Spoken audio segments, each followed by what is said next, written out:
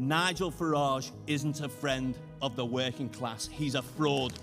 This guy here is completely and utterly out of touch. This is Paul Nowak, who is the General Secretary of the Trades Union Congress. And this is what he had to say about Nigel Farage. Take a good listen.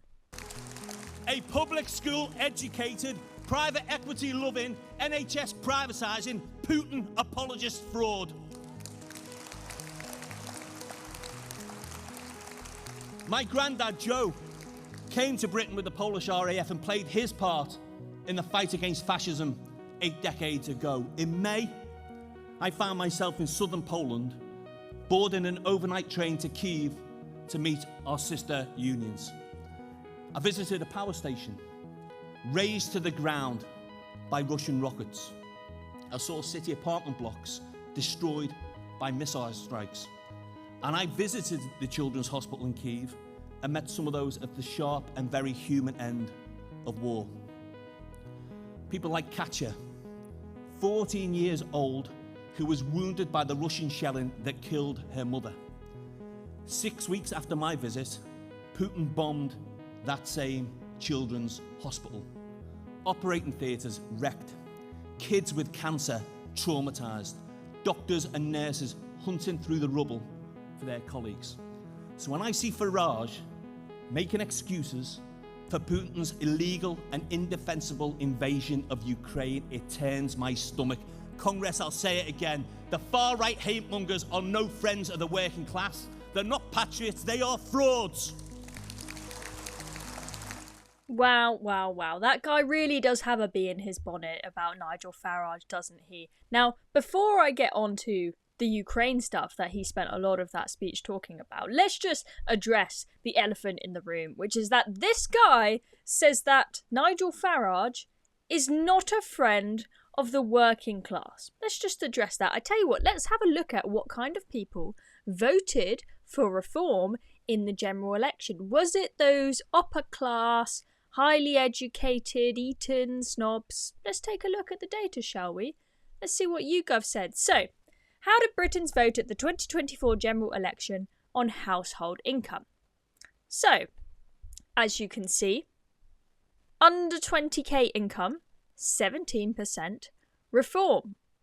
20 to 29k, 17% reform. And the percentage that votes reform actually goes down as income goes up. So the idea that Nigel Farage isn't a friend of the working class is completely and utterly ludicrous. You live in a bubble, Mr. Paul Nowak, with your trade union mates in your Labour bubble.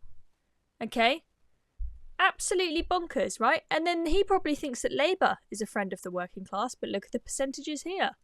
40% in the two highest income bands there, right? And the percentages are lower in the lower income bands for people voting Labour, okay? Those old rules of all the working class vote Labour and they don't vote for anyone on the right don't exist anymore.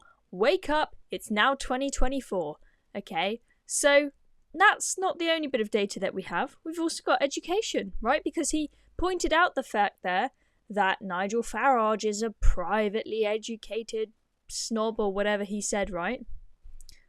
Education, similar story. Those who are highly educated, only 8% of those people voted reform.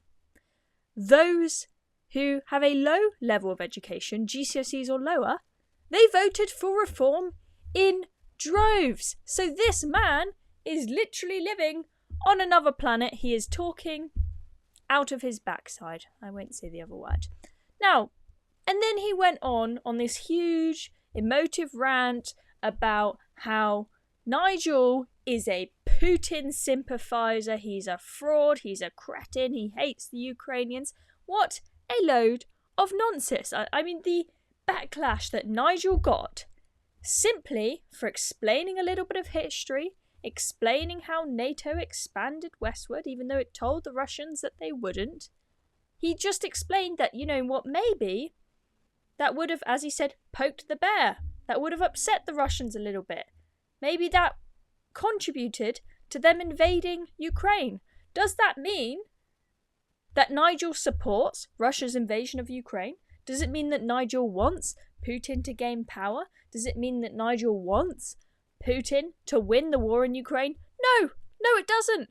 He's just explaining a bit of the nuance as to why this war happened. If you want to stop wars like this happening again, you can't just close your eyes to the reality of how it started. If you want to prevent these things starting again, you've got to learn how they started in the first place, right? Nigel was just pointing out a little bit of fact and a little bit of history, and now he's a Putin sympathiser. The fact that that was such a big story at the time that he said that just goes to show how little dirt they have on Nigel. If they're going to spin a story about him explaining the causes of the Ukrainian war over and over and over again, it's like, have you really got nothing better to dig at him for?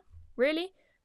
So this man, Paul Nowak, go learn a bit about what's going on in the world and about reform voters, because you clearly have no idea. Until next time, folks, see you soon.